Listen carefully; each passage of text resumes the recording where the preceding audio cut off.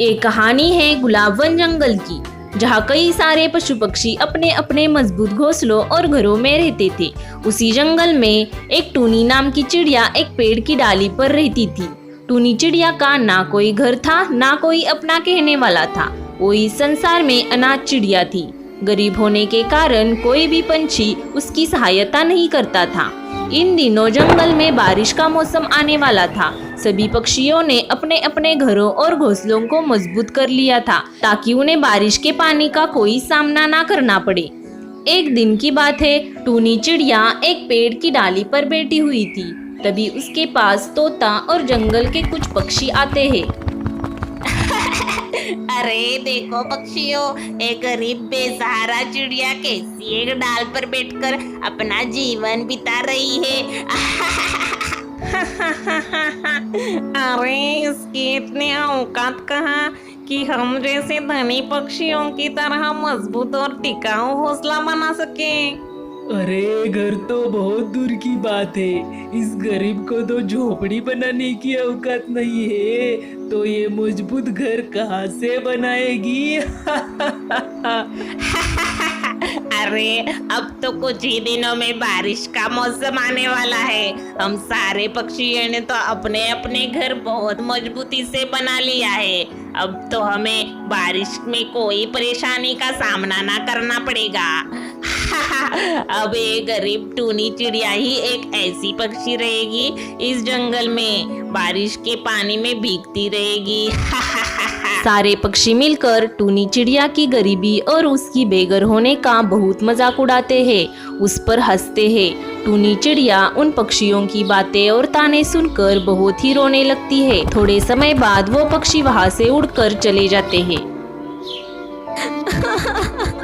आखिर क्यों भगवान जी, मैं ही इतनी गरीब हूँ? क्यों मेरे पास मेरा अपना घर नहीं है? क्यों मेरे पास परिवार नहीं है? क्यों मैं इस संसार में एकदम अकेली हूँ?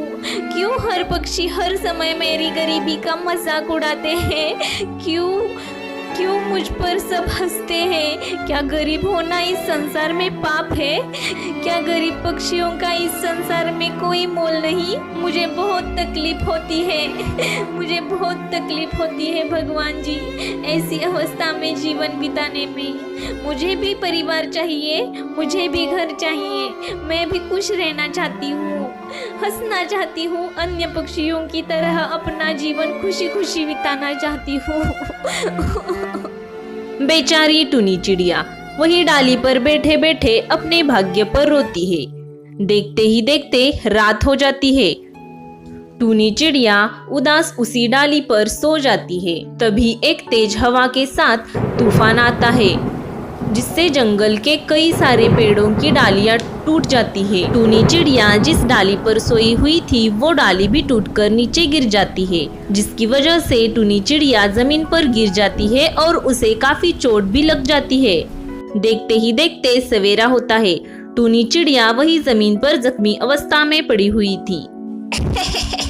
अरे देखो पक्षियों, इस चिड़िया को कैसे जोरदार पटकी खाकर जमीन पर जख्मी पड़ी है। अरे चिड़िया, इसीलिए कहते हैं कि पक्षियों को बारिश के पहले अपना घर मजबूत बना लेना चाहिए। मेरा पैर, मुझे कितनी चोट आई है पक्षियों, मेरी मदद करो, मुझे बहुत दर्द हो रहा है।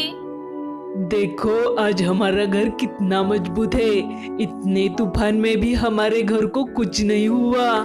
सारे पंछी मिलकर फिर से गरीब चिड़िया का मजाक बनाकर वहां से चले जाते हैं। बेचारी गरीब चिड़िया जख्मी हालात में गिरते पड़ते वहां से उठकर एक पेड़ की डाली पर जाकर बैठ जाती है।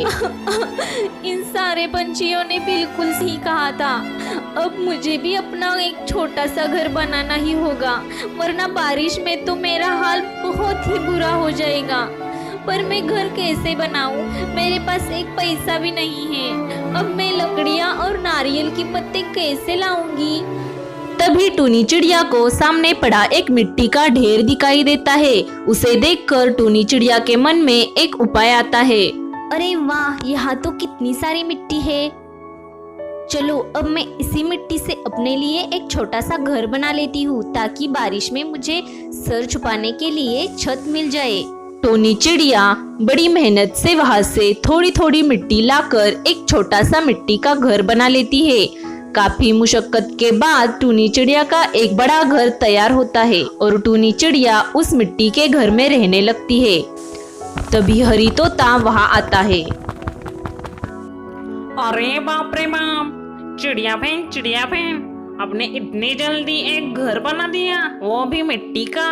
अब तो आपका भी घर बन गया है। अब तो आप बहुत खुश हो रही होंगी ना। तभी वहां कबूतर आता है।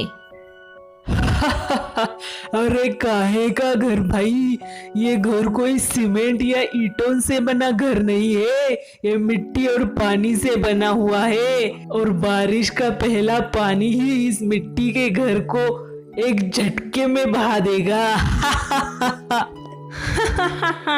हाँ कबूतर भाई, ये तो मैंने सोचा ही नहीं। अरे बेचारी चिड़िया, तुमने इतनी मेहनत की पर तुम्हारी मेहनत का कोई फायदा ही नहीं हुआ।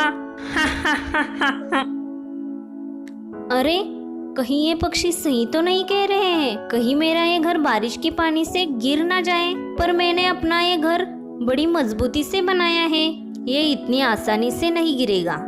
लगता है ये पक्षी मुझे गुमराह कर रहे हैं, इसीलिए मेरे सामने ऐसी उल्टी सीधी बातें कर रहे हैं। मुझे इन पक्षियों की बातों पर ध्यान नहीं देना चाहिए। दोनों पक्षी वहां से उड़कर चले जाते हैं। कई दिन यूं ही बीत जाते हैं। एक दिन अचानक तेज बारिश आती है। उस बारिश की वजह से टोनी चिड़िया का मिट्टी का बना घर पूरा टूट जाता है और सारी मिट्टी बारिश के पानी में बह जाती है। अरे ये क्या हो गया? अरे मेरा घर कैसे बह गया? अरे बचाओ कोई मुझे, अरे मुझे बारिश के पानी से बचाओ कोई। बेचारी टोनी चिड़िया बारिश में भीग रही थी। बारिश की तेज बूंदें उसकी शरीर पर पत्थर की तरह लग रही थी। तभी टोनी चिड़िया कौवे के घोंसले में आती है। अरे कौवे भाई, मुझे कुछ समय के लिए तुम्हारे घोंसले में रहने दो। बारिश की वजह से मेरा सारा घर बह गया है। मुझे बारिश में बहुत तकलीफ हो रही है। मुझे बारिश थमने तक तुम्हारे घर में रहने दो। अरे ओए गरीब चिड़िया, चल भाग यहाँ से। मेरे घर को क्या धर्मशाला समझ रखा है? भाग यहाँ से। अरे कौवे भाई, मैं तुम्हारे सामने हाथ जोड़ती हूँ, मेरी सहायता कीजिए। और कौवा टोनी चिड़िया की एक नहीं सुनता और वो उसे धक्का देकर वहां से भगा देता है।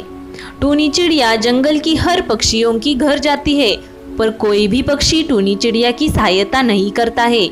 देखते ही देखते बारिश थम जाती है। टोनी चिड़िया का हाल से बेहाल हो गया था। अब मैं कहाँ जाऊँ? जंगल का कोई भी पक्षी मेरी सहायता करने को तैयार नहीं है। अब मैं अपना घर कैसे बनाऊं? तभी टोनी चिड़िया को कई सारे पत्थर दिखाई देते हैं। टोनी चिड़िया जल्दी जल्दी वो सारे पत्थर जमा करती है और मिट्टी और पत्थर से एक मजबूत घर बना लेती है। चलो अब की बार तो मेरा घर बहुत मजबूत बन गया है।